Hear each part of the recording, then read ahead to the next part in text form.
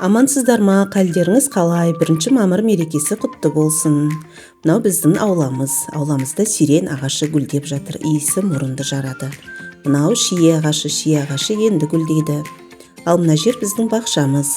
Бақшада алма, алмұрт, өрік сынды жеміс ағаштары өз жемісін беріп тұр. Міне мынау қысқа сақтайтын алмамыз керемет гүлдеп тұр. Біз бүгін балаларға үш майға оралған печеннан мынадай кәуап пісіріп жатырмыз. Иісі мұрынды жарады.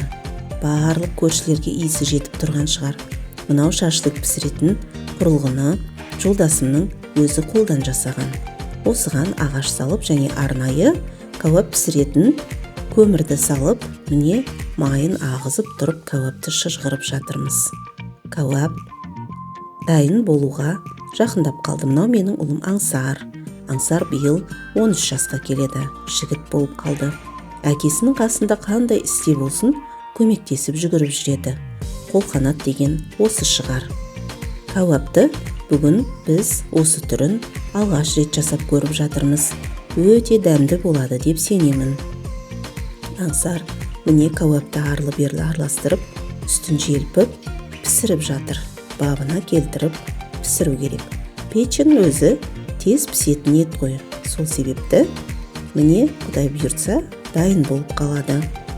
Міне бүгін бақшада осындай керемет бір демалыс күнді ұйымдастырып жатырмыз.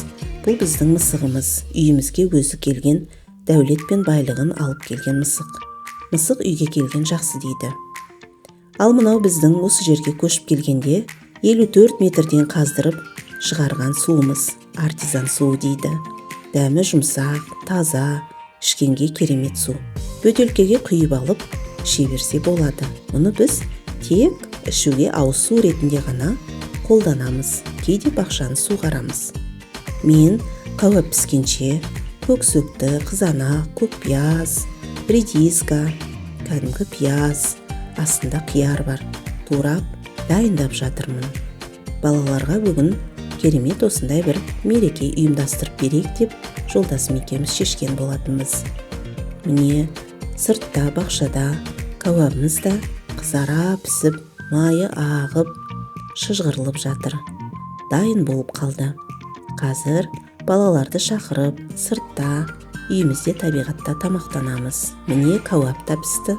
Оны осылай бір екі палочкадан алып, ыстықтай жемесе, майы тоңып қалуы мүмкін.